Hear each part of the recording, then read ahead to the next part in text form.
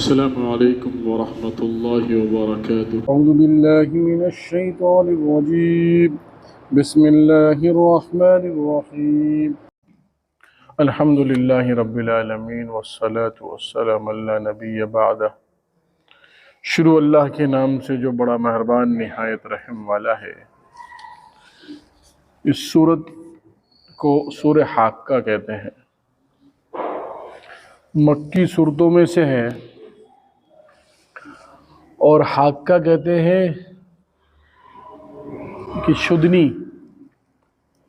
یعنی سچ مچ ہونے والی چیز، حقیقت میں ہونے والی چیز، یعنی بالکل سچی بات، سچی ہونی، سچا واقعہ تو نہیں کہیں گے، لیکن سچا جو ہے سچی خبر، قطعی خبر، جس میں کوئی جھوٹ کا شائبہ نہیں ہے، شک کا بھی شائبہ نہیں ہے۔ یعنی اس سے مراد جو ہے قیامت لیا ہے مفسرین نے، یعنی ایسی ہونے والی چیز۔ اس کے متعدد الفاظ دوسری آیتوں میں اشارہ ملتا ہے، جیسے قاریہ کہا گیا، القاریہ، سورہ قاریہ میں ہم نے پڑھا تھا، کھڑکھڑانے والی چیز، دل دہلا دینے والی چیز، سچی خبر،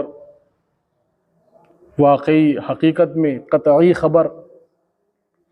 یہ ساری چیزیں اشارہ کرتی ہیں قیامت کی طرف۔ اور اس صورت میں اللہ رب العزت نے نامہ اعمال کے بارے میں بتایا کہ نامہ اعمال، اس کی کچھ جھلکیاں بتائی کہ نامہ اعمال جو ملے گا، دایاں ہاتھ میں کن لوگوں کو ملے گا، بایاں ہاتھ میں کن لوگوں کو ملے گا، اور دایاں ہاتھ والے جو ہے ان کی کیا کیا خصوصیات ہوں گی،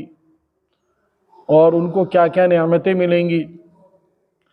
پھر اسی طریقے سے بایاں ہاتھ میں جن کو سند دی جائے گی، بایاں ہاتھ میں جن کو اعمال نامہ دیا جائے گا، ان کو کیا عذاب ہوگا، اور ان کی وہ کیفیات کا ذکر جو ہے اس میں کیا گیا ہے۔ اسی طریقے سے اللہ رب العزت نے اس میں اللہ کے رسول علیہ السلام کی تعریف فرمائی ہے۔ اس صورت میں آپ کا یعنی مقام اللہ رب العزت نے امت مسلمہ کو بتایا کہ آپ کا مقام کیا ہے، اور آپ کا جو ہے مقام، اور پھر جو ہے اس کے ساتھ ساتھ کہ آپ کو اللہ رب العزت نے کیوں بھیجا ہے، اور پھر آپ کا جو ہے تعلق کیا ہے اللہ سے، اور آپ جو ہے کیسی بات کرتے ہیں، آپ کا بات کرنے کا انداز کیسا ہے، یہ مختلف چیزیں اس میں ذکر کی گئی ہیں۔ اور کچھ قوموں کا ذکر کیا جن قوموں نے اپنی نبی کی بات کو جھٹلا دیا اور اپنی نبی کی بات کو نہیں مانا، یہاں تک کہ یہ سورت جب نازل ہوئی، اس میں جو ہے حضرت عمر رضی اللہ تعالیٰ عنہ کو جو سب سے پہلے ایمان کا جو دھچکا لگا ہے، تو اسی صورت سے، یعنی اسی صورت کو سن کر لگا ہے۔ آپ اس کے بعد فوراً ایمان لے کر نہیں آئے، لیکن آپ کے اندر ایمان کی چنگاری آپ کے اندر لگ چکی تھی، اور جو ہے وہ جو ہوا ملی ہے اس کو، وہ جو ہے اپنی بہن کے گھر میں جا کے اس کو ہوا ملی ہے، پھر آپ کا ذہن بدلا ہے۔ یہاں تک کہ اللہ کے رسول صلی اللہ علیہ وسلم ایک مرتبہ مکہ مکرمہ میں، یعنی بیت اللہ میں، اور رات کو آپ پہنچے، اور آپ بیت اللہ کے پاس جا کر آپ نماز پڑھنے لگے، تو حضرت عمر رضی اللہ تعالیٰ عنہ پورے دن آپ کی مخالفت کرتے۔ اس وقت آپ نے اسلام قبول نہیں کیا تھا، اور آپ جو ہے ایک مرتبہ رات کو اللہ کے رسول علیہ السلام کے پاس اس لیے گئے کہ آخر میں دیکھنا چاہتا ہوں کہ یہ کیا پڑھتے ہیں۔ تو حضرت عمر رضی اللہ تعالیٰ عنہ دور ایک طرف کھڑے ہو گئے، اور اللہ کے رسول علیہ السلام کا قرآن سننے لگے۔ تو اس وقت آپ علیہ الصلوۃ والسلام پر یہ آیت نازل ہوئی تھی، اور آپ اس آیت کو قرآن کریم کو نماز میں پڑھ رہے تھے۔ تو حضرت عمر رضی اللہ تعالیٰ جب یہ سارا ذکر سننے لگے کہ نامہ اعمال دائیں ہاتھ میں دیا جائے گا، بائیں ہاتھ میں کس کو دیا جائے گا، اور یہ ساری چیز سنتے سنتے، اور قیامت والوں کا یعنی جو جہنم میں جانے والے ہوں گے ان کا کیا حشر ہوگا، اور ان کے ساتھ کیسا کیسا معاملہ ہوگا، یہ ساری چیز ذکر کر رہے تھے۔ اللہ کے رسول صلی اللہ علیہ وسلم قرآن کی آیتیں پڑھ رہے تھے کہ ایک دم سے اللہ کے رسول علیہ الصلوۃ والسلام کا قرآن پڑھنا تھا کہ حضرت عمر رضی اللہ تعالیٰ عنہ کہنے لگے کہ آخر یہ شخص جو ہے اتنا بہترین کلام پڑھ رہا ہے، اور ہم اس کو برا بھلا کہتے ہیں، اور ہم جو ہے اس کے دشمن بنے ہوئے، اور اس کا کلام اتنا جو ہے قوی اور اتنا سلجھا ہوا کلام، اور ایسی باتیں جو ہم نے کبھی نہ سنی ہو، تو یہ ضرور کوئی نہ کوئی جو ہے اس کے اندر کوئی نہ کوئی طاقت تو ہے۔ آخر کون ہے؟ حضرت عمر رضی اللہ تعالیٰ عنہ کے دل میں یہ خیال پیدا ہوا۔ تو حضرت عمر فاروق رضی اللہ تعالیٰ عنہ کے دل میں یہ خیال ہی پیدا ہوا تھا کہ اگلی آیت تھی اِنَّهُ لَقَوْلُ رَسُولٍ کریم۔ حضرت عمر رضی اللہ تعالیٰ عنہ یہ فرما رہے تھے دل میں کہ آخر یہ کس کا کلام ہے؟ یہ کلام، یہ تو پڑھنا بھی نہیں جانتے، ہم بچپن سے ان کو دیکھتے ہوئے آ رہے ہیں، اور ان کے پاس کوئی آتا بھی نہیں ہے، لیکن یہ کلام کس کا ہے؟ تو وہی کہا اِنَّهُ لَقَوْلُ رَسُولٍ کریم، یہ قول تو جو ہے کس کا ہے؟ رسول کا ہے، یعنی جس کو جو ہے بھیجا گیا ہے۔ تو پھر جو ہے حضرت عمر رضی اللہ تعالیٰ عنہ کہنے لگے دل میں، تو یہ تو جو ہے بہت بڑا شاعر ہوگا۔ یہ کیا ہے؟ یہ بہت بڑا شاعر ہوگا، کیونکہ شاعر کا کلام عجیب انداز اور عجیب جو ہے اس کے اندر مسحور کر دینے والی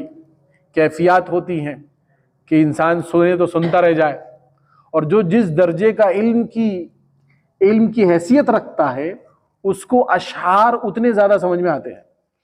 اس کی گہرائیوں تک اتنے زیادہ پہنچتا ہے۔ آپ لوگوں نے اسکول میں پڑھا ہوگا، پوئٹری پڑھی ہوگی،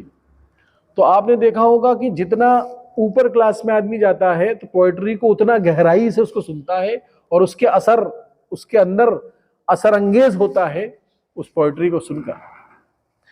تو عرب جو ہے، اہل عرب کے اوپر قرآن اسی لیے اتارا گیا کیونکہ یہ سب سے زیادہ اشعار کے معاملے میں اور لفظوں سے اور اسی طریقے سے لفظوں کے الفاظ اور عربی کے الفاظ کو اتنے احسن طریقے سے ادا کرنے والے تھے، اور ان کے پاس اشعار کا ایسا ذخیرہ تھا اور حفظ کی قوت اتنی تھی کہ جس کی وجہ سے یہ اس کیفیات کو سمجھ سکتے تھے، ان اشعار کی جو ہے زیر و بم کو وہ سمجھتے تھے اور اس کو جو ہے سمجھنے کی کوشش کرتے تھے۔ تو حضرت عمر رضی اللہ تعالیٰ عنہ جب ان کی بات کو سنا تو کہنے لگے کہ یہ تو کوئی شاعر ہے بھائی۔ تو اللہ کے رسول صلی اللہ علیہ وسلم نے آگے وہ آیت پڑھی وما هو بقول شاعر، یہ کوئی شاعر نہیں ہے۔ حضرت عمر رضی اللہ تعالیٰ عنہ کہنے لگے کہ میں اتنی دور پردے کے پیچھے جو ہے چھپا ہوا ہوں، تو یہ شخص جو ہے وہاں سے میری آواز کو کیسے سن سکتا ہے؟ اگلے ہی پل حضرت عمر رضی اللہ تعالیٰ عنہ نے فرمایا پھر تو یہ جادوگر ہے۔ پھر کیا ہے؟ یہ جادوگر ہے۔ تو پھر جو ہے حضرت اللہ کے رسول علیہ السلام نے اگلی آیت پڑھی کہ یہ کوئی جادوگر کا بھی کلام نہیں ہے، ولا بقول کاہن۔ حضرت عمر رضی اللہ تعالیٰ عنہ پریشان ہوں گے کہ آخر یہ کون سا کلام ہے، اس کے اندر کیسی طاقت ہے کہ میں جو ہے یہاں سے جو ہے دل میں یہ خیال کر رہا ہوں اور وہاں سے جو ہے وہ آیت پڑھ رہا ہے۔ تو حضرت عمر رضی اللہ تعالیٰ عنہ کے دل پر جو سب سے پہلا دھچکا جو لگا تھا وہ اس آیت سے لگا تھا، اور اس آیت کی وجہ سے ان کے دل کے اندر ایک جو ہے چنگاری، ایمان کی چنگاری جل چکی تھی جو اب تک پورے طور پر جو ہے شعلہ نہیں بنی تھی۔ تو یہ ان سب چیزوں کا ذکر کیا گیا ہے۔ تو بسم اللہ الرحمن الرحیم، شروع اللہ کے نام سے جو بڑا بڑا مہربان نہایت رحم والا ہے۔ الحاقہ، وہ حقیقت میں نمودار ہونے والی چیز، وہ قطعی چیز، وہ حقیقی چیز، مل حاقہ، کیا ہے وہ حاقہ، کیا ہے وہ حقیقت میں رونما ہونے والی چیز، کیا ہے وہ حقیقت میں ہونی، کیا ہے وہ چیز جو حقیقت میں ہونے والا ہوگا۔ کہا وما ادراک ما الحاقہ، آپ کو جو ہے اس کا علم بھی ہے، آپ جانتے بھی ہیں کہ حاقہ کیا ہے۔ اس کی یہ نبی کی طرف اشارہ ہے کہ آپ کو خبر بھی ہے کہ یہ حاقہ کیا ہوتا ہے، یہ حقیقی چیز کیا ہے، یہ جو ہونے والی چیز ہے، رونما ہونے والی چیز ہے، یہ کیا ہے۔ کہا کذبت ثمود وعاد بالقاریہ، یہ انہی لوگوں کو کہ جس طریقے سے سمود نے، قوم سمود نے اور قوم عاد نے جھٹلایا تھا بالقاریہ کو، یعنی کھڑکھڑا دینے والی چیز کو قوم سمود نے بھی اور قوم عاد نے بھی جھٹلایا تھا، یعنی جو ہے جہنم یعنی قیامت کا ایک انکار کیا تھا پہلے بھی سمود نے اور عاد نے، اسی لیے کہا گیا قاریہ، قاریہ کہتے ہیں کھڑکھڑا دینے والی چیز۔ کہا کذبت ثمود، کذب فاما ثمود فاہلکوا بالطاغیہ، اس لیے جو ہے اللہ رب العزت نے قوم سمود کو ہلاک کر دیا طاغیہ کے ذریعے سے، یعنی جو ہے الٹ پلٹ کر دینا اور ان کو جو ہے ایک گھیر لینا، سخت ان کے اوپر پکڑ ہو گئی۔ تو باقاعدہ جو ہے مفسرین نے لکھا ہے جب قوم سمود پر جب عذاب آیا تھا تو پورے جو ہے اس زمین کو پلٹ دیا گیا تھا، جس زمین کو جو ہے وہ رہتے تھے اس کو پورا پلٹ دیا گیا۔ تو وہ کہا گیا، اس کے بعد کہا گیا فَأَمَّا عَادٌ فَأُهْلِكُوا بِرِيحٍ صَرْصَرٍ عَاتِيَةٍ، اور عاد جو تھی اس کو ہلاک کیا گیا ایک سخت تیز تند ہوا کے ذریعے سے، اور ایسے سرکش اور تند ہوا کے ذریعے سے، سائیکلون کے ذریعے سے کہ جو ہے عاد کو ہلاک کر دیا گیا۔ اور یہ کون قوم تھے، کون سی قوم تھی کہ جو یعنی قیامت کو جھٹلایا کرتے تھے، اپنی نبی کی باتوں کو جھٹلایا کرتے تھے، اپنے نبی کی بات کا انکار کیا کرتے تھے، تو ان کے ساتھ یہ معاملہ ہوا۔ پھر کہا کہ ایسا عذاب ان کو اوپر دیا گیا، سخرها علیہم 7 لیال و 8 ایام، کہ ان کے اوپر 7 دن اور 8 راتیں، 7 راتیں اور 8 دن، 7 لیال و 8 ایام، 8 دن تک جو ہے ان کے اوپر ایسی 7 لیال و 8 ایام، یہ ہے کہ 7 دن اور 8 راتیں ان کے اوپر ایسی گزری ہیں کہ حسوماً فطر القوم فیہا سرعا، کہ اگر آپ دیکھو گے اس قوم کو جو بالکل الٹ پلٹ پڑی تھی، یعنی جو ہے بالکل یعنی ان کو پلٹ دیا گیا تھا، یعنی ایسا بونڈر بچا تھا کہ جو ہے کچھ باقی نہیں تھا، جس طریقے سے عام طور پر سائیکلون میں ہوتا ہے، گھر دیوار پیڑ پودے سب کے سب جو ہے یعنی غائب ہو جاتے ہیں، ختم ہو جاتے ہیں۔ اور اس کے بعد بتایا کہ ایسا ہوا کأنہم اعجاز نخل خاویہ، گویا کہ ایسے ہو گیا کہ جیسے خشک کھجور کے پتے اور تنے گرے ہوئے ہیں۔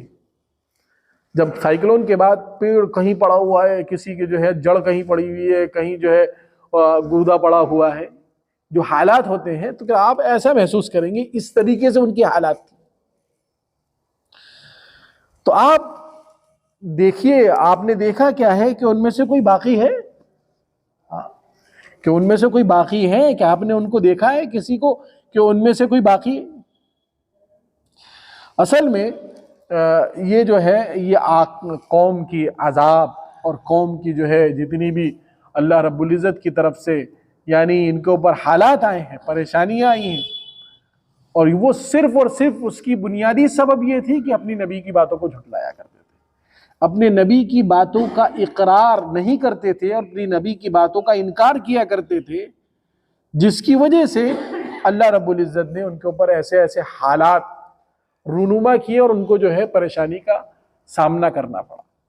یہاں تک ایک روایت میں آتا ہے کہ حضرت عیسیٰ علیہ السلام ایک مرتبہ راستے سے جا رہے تھے، تو حضرت عیسیٰ علیہ السلام کو اللہ نے کچھ صفات دی تھی، کچھ معجزے دیے تھے۔ ایک معجزہ یہ تھا کہ وہ کسی بھی شخص کے اگر جو ہے بیمار ہوتا تھا تو اس پر اگر ہاتھ پھیرتے تھے تو وہ ٹھیک ہو جاتا تھا، اگر نابینا ہوتا تھا تو اس کے آنکھوں میں ہاتھ پھیر دیا تو وہ بینا ہو جاتا تھا، کوڑ کا مریض ہوتا تھا اس کے ہاتھ پر پھیر دیا تو وہ کوڑ ٹھیک ہو جاتا تھا۔ تو کیسا بھی مریض ہو، اس کے کبڑا ہوتا تھا اس کے پیٹھ پر ہاتھ پھیر دیا تو وہ سیدھا ہو گیا۔ تو اللہ رب العزت نے ان کو معجزہ دیا تھا۔ اور دوسرا معجزہ وہ جو ہے یعنی ایک مردے کو زندہ کرنے کی طاقت اللہ رب العزت نے ان کو دی تھی، یعنی مردے سے بھی بات کر لیا کرتے تھے۔ تو یہ دو معجزے اللہ رب العزت نے ان کو دیے تھے۔ تو ایک مرتبہ حضرت عیسیٰ علیہ السلام ایک علاقے سے گزرے تو وہاں پر دیکھا کہ حضرت عیسیٰ علیہ السلام نے کہ کچھ لوگ جو ہے یعنی پورا علاقہ پلٹا ہوا ہے، ان کو پر عذاب آیا ہوا ہے، کسی کے ہاتھ نکلے ہوئے ہیں، کسی کے پیر نکلے ہوئے ہیں، زمین پر گڑے ہوئے ہیں۔ تو حضرت عیسیٰ علیہ السلام نے آواز دی اور کہا کہ تمہارے ساتھ یہ معاملہ کیسا ہوا؟ تو ایک شخص اس میں سے بولا کہ جو ہے اور تم کہاں پر ہو؟ تو کہا ہم لبیک اے نبی، ہم جو ہے حاضر ہیں، آپ پوچھیے آپ کیا پوچھنا چاہتے ہیں۔ تو حضرت عیسیٰ علیہ السلام نے کہا تمہارے ساتھ یہ معاملہ کیسے ہوا؟ کہہ لگے نبی ہم جو ہے یعنی اپنے نبی کی باتوں کو جھٹلایا کرتے تھے اور اپنے نبی کی باتوں کو نہیں مانتے تھے، جس کی وجہ سے ہمارے اوپر یہ عذاب ہوا۔ تو کہا کہ تم جو ہے کہاں پر ہو اس وقت؟ کہ ہم طاغیہ میں ہیں، طاغیہ۔ تو طاغیہ کیا ہے؟ کہ طاغیہ ایک سجین ہے۔ کہ وہ سجین کیا ہے؟ کہ وہ سجین یہ ہے کہ ایسا قید خانہ ہے جو جہنم کے اتنے بڑے بڑے انگارے ہیں جس میں ہمیں باندھ رکھا ہے زنجیروں کے بل، اور اس کا ایک انگارہ زمین اور آسمان سے بڑا ہے۔ حضرت عیسیٰ علیہ السلام نے کہا کہ بھئی تم اکیلے بول رہے ہو، باقی تو تمہارے کوئی شخص، تمہارا بھائی اور تمہارے علاقے والے کوئی نہیں بول رہا؟ کہ سب کے جو ہے زنجیروں سے سب کے منہ کو باندھ رکھا ہے، جس کی وجہ سے کسی کے اندر طاقت نہیں ہے بولے۔ تو حضرت عیسیٰ علیہ السلام نے کہا کہ تم اکیلے کیوں بول رہے ہو؟ کہا میں حاویہ کے کنارے پر ہوں، میں جو ہے ابھی حاویہ میں داخل نہیں ہوا ہوں لیکن میں اس کے کنارے پر ہوں۔ کہ تم کیسے بچ گئے؟ کہنے لگے نبی جی میں ان کی باتوں کو، جو لوگ نبی کی باتوں کا انکار کرتے تھے، نبی کی باتوں کو جھٹلایا کرتے تھے، میں کبھی بھی نبی کی بات کو میں نے نہیں جھٹلایا، نہ میں نے انکار کیا، لیکن میں ان لوگوں کے ساتھ رہتا تھا جو لوگ نبی کی بات کا انکار کیا کرتے تھے، نبی کی باتوں کو جھٹلایا کرتے تھے، ان کے ساتھ رہتا تھا، جس کی وجہ سے اللہ رب العزت نے میری پکڑ کر لی۔ اس لیے میری زبان کھلی ہوئی ہے، میں کنارے پر ہوں، مجھے معلوم نہیں ہے کہ میں ادھر جاؤں گا یا اللہ رب العزت میری مغفرت کر دیں گے، یہ مجھے علم نہیں۔ تو کہنے کی بات یہ ہے کہ جب انسان، اس لیے کہ جو سب سے زیادہ نبی کو جھٹلانے والا ہوگا کھلم کھلا، انسان کو ایسے شخص سے دوستی بھی نہیں رکھنی چاہیے۔ اس لیے کہا کہ عقیدت کے اعتبار سے غیر سے، اغیار سے، جس کے پاس ایمان نہیں ہے اس سے عقیدت میں جو ہے دوستی نہیں ہونی چاہیے۔ اگر عقیدت میں وہ دوستی کر بیٹھتا ہے تو یقینی طور پر وہ بھی انکار میں شامل ہونے کا خدشہ اس کے اندر بھی ہے، یہ پکی اور سچی بات ہے۔ اگر دعوت کی نسبت سے اس کی دوستی ہے کہ ہاں بھائی ٹھیک ہے دوستی ہے اغیار سے، تو اس کے اندر جو ہے اللہ رب العزت اس کو حکمت دیں گے اور ایک وقت کے بعد اس سے وہ خود کنارہ کش ہو جائے گا۔ لیکن عقیدت میں بھی اگر دوستی ہو گئی تو سب سے پہلے جو خطرہ ہوگا وہ اس کو ہوگا جو ایمان والا ہے، کیونکہ عقیدت میں جب عقیدت کی جو ہے بڑھے گی تو اس کے اثرات اس کے اندر داخل ہوں گے۔ آج جو ماحول سامنے ہے پورے ہمارے ملک میں، جو اس وقت میں جو خبریں آ رہی ہیں کہ غیروں کے ساتھ لڑکیاں بھاگ رہی ہیں اور جو ہے مرتد ہو رہی ہیں، اس کی وجہ یہ ہے